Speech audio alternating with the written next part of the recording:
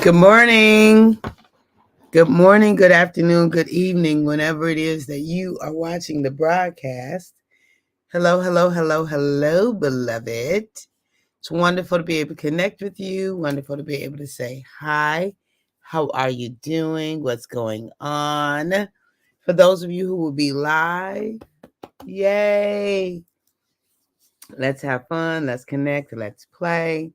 For those of you who will hashtag it and replay it, do what you do, right? What you know you need to do, what works for you. Let's make sure that we have that happening. For those of you who will, be on it, I don't know you on, but you're on, doing what works for you. I appreciate that. And hello, Judith. Welcome, welcome, welcome. Letitia, welcome. And for those of you who will be used by Papa, thank you. Thank you, thank you, thank you for being used by Papa. Yes, yes, yes, and yes. To give me that boost when I need it, need it. It is wonderful to be able to just come together and have life-giving conversations. Why not? Why not? Why not have life-giving conversations? Why not share good news? Why not grow and expand and increase and become? Why not look at the different ways in which we can maximize ourselves, in which we can use what we know, uh, in which we can use what we know in order to become better versions of ourselves. Hello, Christina. It's 10:45 here in Nigeria. Is that PM? It's probably PM or AM. It's probably PM, huh? Right? It's probably 10:45. I don't know. You tell me which way, PM or AM. So 10:45 on Monday, AM. Okay, got it, got it, got it. Thank you, cousin. I know you're having fun because you have fun wherever you go. So I'm glad that you are there in Nigeria, enjoying yourself. Yes, yes, yes. That is wonderful. This girl be traveling, y'all. She's living her best life, as my auntie would say. Living her best life. So, good morning, Tanya. Hey, sis. So good to see you on this morning. Brian. Hey, Brian. Good morning, sis. Good to see you. Good to see you. So, this morning we are talking about this notion of that freedom is our birthright. So, we know that's our book, right? We know freedom is our birthright is our book. And so we want to make sure that we are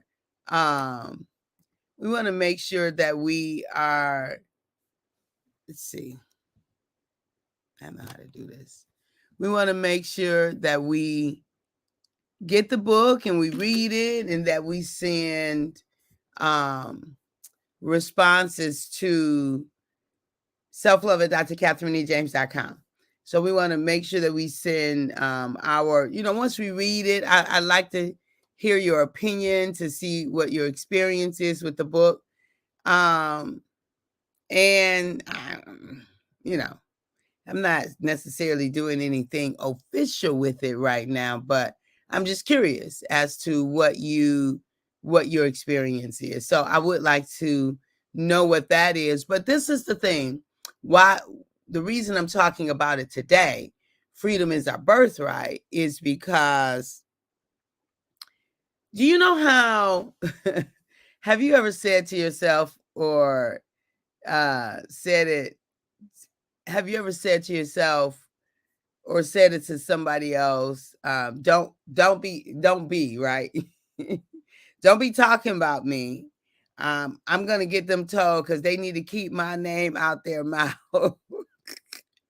That where we've really been disturbed because we had a problem with someone talking about us. Because I heard that they said, has that ever been you? It's been me before, right? I've been there.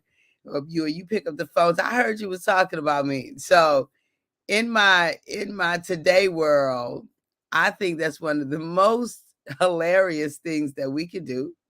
One of the most imprisoning, I was going to use the word foolish, but kind of childlike things that we could do. But it's really imprisoning. It's really imprisoning to really be concerned about somebody talking about us. Why? Because there's absolutely nothing that we can do about that, beloved. Absolutely nothing that we can do about it. And it's so many dynamics to it that it's really a trip, that when we think about the fact that we're concerned that someone is talking about us, and then it takes up our day. So for what? Let me just say one dynamic. First of all, the person who told you that somebody else is talking about you, that gets a little dicey for me, because I'm just like, what's the goal? Like, why are we having this conversation? Because my preference would be, if you think that the conversation was inappropriate, that you handle it then. Just go on and handle it. And you don't have to let me know about it. Like, I'm not interested. I don't want to know. I don't want to know that was a thing. Like, I'm not, because really, beloved, I want to spend my time and my energy and my focus on things that really matter in the long haul. That's what I want to do. I want to spend my time and my focus in things that matters in the long haul to me.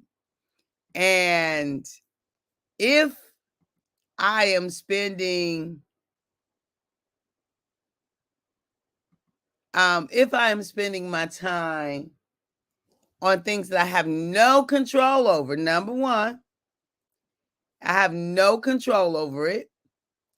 And if I'm spending my time on things that ultimately don't really impact or matter, I'm not spending my time talking about self-love and creating programs and TV shows and, writing books on love and all that, because I'm caught up in a web of, I can't believe they said this to me, and how dare they say this to me, and I'm going to get them told. Oh, I've been there. And if you're there, that's a kind of a self-imprisonment. That ain't got nothing to do with nobody else. That's you. Ain't got nothing to do with nobody else. I can help you with that. I really can. I really can. I've been birthed to help us to love ourselves better. And a part of loving ourselves better is not caring about the good opinion of other people. In that sense. Good morning, Dawn Clark. Welcome, welcome, welcome. Letitia says, my mother used to say, child, they talked about Jesus. So if they talking about you, you're in good company. Absolutely.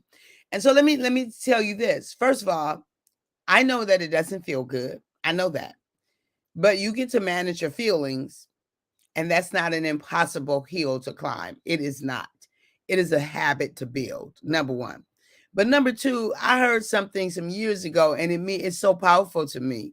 It says, other people's opinion of you ain't none of your business.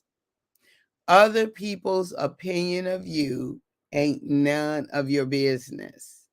Ain't none. Double negative. I'm just saying, without the G.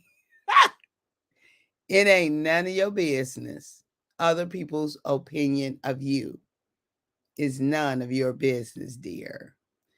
And it's a futile use of energy. It is. It's a futile use of energy. Freedom is our birthright. Freedom is our birthright. But we have to own that birthright. We have to take captive of that birthright. We have to walk in our birthright. First of all, let me just talk about how futile it is. We can't do anything. We can't stop people from talking about us, even if we have enough threat leverage to threaten someone, it doesn't stop them from thinking that. It doesn't stop them from thinking it. So it's such a waste of our time, precious time, of our energy, precious energy, of our space, precious space. It's such a waste. It's useless. Let them have their opinion. Like, no one gets to tell you what opinion you have, right? No one gets to tell you what opinion that you're going to have. You get to have whatever opinion you want to have. You do. So other people's opinion of you, that ain't none of your business. It ain't none of my business. So you get to think about me what you want to think about me. Now, treating me a certain way, no, we don't do that. I'm going to treat myself well, and I'm only going to engage others who treat me well. If someone isn't treating me well, we'll have a conversation. It depends on the scenario as to what degree we have the conversation. But I'm going to tell you what I'm going to do. I'm going to do quickly, sooner, quicker, faster, is I'm going to retreat. I'm not going to demand, you better treat me this, and the other. Y'all, look, if someone is going to mistreat me, I'm going to retreat. I'm just not going to be a part of that engagement. I give them space to be who they are. Have at it, beloved, but not me. I'm coming out of this dance. You know, I don't know what you call it when you end the dance soon, but I'm gonna quit it.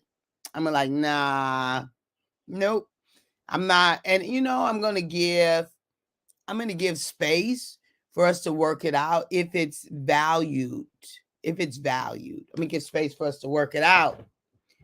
But if it's not valued, like if I don't have to have it, if I'm not called to be in relationship with you, I'll just make a note of it and keep it moving. No judgment. Just like, hey, this doesn't work.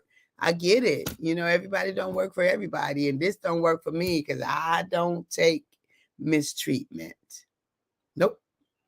So Brian said, exactly, I'm at the age where I have other areas to direct my energy. I refuse to fuel someone's fire by giving them the satisfaction of thinking they've had an impact. I don't care. Like Kat said, I have no control of others' thoughts or opinions now. My dismissive attitude bothers them more. Yeah. People who still are at a place from an ego perspective, from an emotional maturity perspective, who still use a lot of their energy outwardly towards other people. Like, one of the statements I know when someone, in a place where they be like, I'm a grown a woman, or I'm a grown a man. So I heard a comedian say that. I think it was Cedric the Entertainer. Now, when he says it, it's hilarious. When he says it, I crack up. But when somebody else say it, I know they still in a certain level of immaturity, mentally and emotionally, and that there's still a certain level of bondage that they live in. I'm a grown man, because you know what? There's something I heard. And look, if anybody know this original video of what I'm getting ready to say, Lisa Nichols, I heard her say this, and it was life-changing for me probably about 3 years ago. She said, I have nothing to hide, nothing to prove, nothing to defend, nothing to protect. Now, there's a video that talks a little bit about it, but it's not the original one. In the video I'm talking about, she refers to the original one. I've emailed her community because but I haven't gotten a response. I need that original video of that. But so I'm going to say it here. Nothing to hide, nothing to prove, nothing to defend, nothing to protect. Look, when we can live from those places, beloved, I'm not trying to prove to people to have a particular opinion of me. I'm just out here trying to live my best life, like Auntie say. I'm out here living. I'm not trying. I am out here living my best life. That's what I'm doing. And then people can form their opinion from their experiences. Let me tell you, how we form our opinions has so much to do, beloved, with what happened before me and you met, with what happened before our paths crossed, with what happened before we even knew each other existed. How our opinions are formed is so much more about our history than the current situation. And when we know that and people go ziggity boom, we be like, oh, that ain't got nothing to do with me. That's some stuff they need to go on and unpack. I was just a trigger of that avalanche. Have you ever found yourself in a situation people's responses like was way bigger than what just happened? Like it was like, that don't really fit. That level of emotion. What is that? Now I know I'm a therapist, and to be my therapist hat, that be on. I thank God for being a therapist because that has had me to do my own work. Like I had to be therapized before I could therapize other people. I know we made up a word, but yeah, and I do my own work, and then self-love, right? So therapy is one thing, but self-love is a whole nother thing. And so I do my self-love work every day. Freedom is your birthright, beloved. Will you walk in your birthright? Like, will you know that you have a right to be free? That at the moment of creation, you were created free, and any level of bondage was something that emotional bondage was something that you accepted, right? Let's just talk about that, and we can talk about other things, bondages and things like that. But for this thing, we're gonna stay on the surface of that, and not go too deep into that about other people's things. But look, this is the thing I know. There's a quote that says, because we can talk about slavery and those kinds of things in bondage and servitude in those ways, right? That is a physical bondage. And for some people, it never became a mental bondage. For some people, it didn't. They were going to be free or they were going to die. And many died towards their freedom. So they never accepted a physical bondage, right? And say, and so there's a quote that says, two men sit behind prison bars. One saw mud, the other saw stars. They were both limited in their physical freedom, but one was free in their mind and the other one was not. And we know that by if we read any of the history. I just think about Harriet Tubman. She was not going to be in bondage. Her was going to be free, and her was taking folk with her. I love it. I love it. I love it. I love Harriet Tubman. I really do. Okay, I find myself loving myself more at crazy jobs. I love that. Yes, yes, yes, yes. Absolutely. We find ourselves, as we do the self-love work, Tanya, we find ourselves loving ourselves like in places where it used to be problems, at places where we could easily get wet, pulled into a web, at places where, we would leave and we would be so kind of burdened down, and all we was just like, freedom is my birthright. I'ma be free. I'ma be free. I'ma be free no matter what, no matter what. I am free. Now I'ma be. I am free. I am free. I am free no matter what, no matter what. I am free. Sometimes you just have to check out in the middle of the madness. I can do that easily. Sometimes easier than other times. Some things are harder to check out from. But I've taught myself to check. I've trained myself, built muscle to be able to check out. So if I can't physically leave, I'm checking out because I just don't want my mind taken. Freedom is not an option for me no longer. There were times that I gave my freedom away, absolutely. There were times that I was imprisoned in my mind, absolutely. There were times, what you say, Brian, I find myself responding to what I'm calling ignorance with the response of, okay, if you say so, all right. And I keep it moving. I refuse to engage. Absolutely. Absolutely, Brian. Yes, yes, yes. I love it. Yep. I'd be like, okay, right. As a matter of fact, I was with one of my dear friends the other day, and she talked about an old an old worker experience, a person who we used to work for with or whatever, and she was talking about how this person would be giving us instructions. You'd be like, Mm-hmm. Mm-hmm. She said everybody else would be, going. She said you would be like, mm-hmm. Mm-hmm. Okay. Okay. So you say this, and this. Okay. And she said you used to drive her crazy. Now, I'm gonna tell you, in that sense, it wasn't so noble. I was managing my emotions because I wanted to scream. I wanted to tell her how wrong she was. I wanted to tell her how inappropriate she was. I wanted to tell her how what she was demanding didn't work and how this was foolishness. We were wasting time and energy. I wanted to just scream bloody murder, but I'd already used a lot of energy trying to get an understanding or paint the way that I saw it, but clear she had another agenda. Once I realized she had another agenda, I was like, now girl, you just gonna have to feel those feelings and work through it because you are at work. At the end of the day, you at work, this ain't home. You're gonna have to separate the two. I had to learn not to own it to the degree that I owned it before she started working there. Once she started working, I had headaches, and I was like, oh no, no, no, no. No, no, no, no, no, no, no, no, no, no, no, no. We're not having headaches. We're not having headaches. You found the original one, Letitia. Girl, I hope this the original one. I'm gonna take you out to dinner if this the original one. I've been looking for this one for a long time. This the original one because there's one that's out there that has that title, but it's not the original one.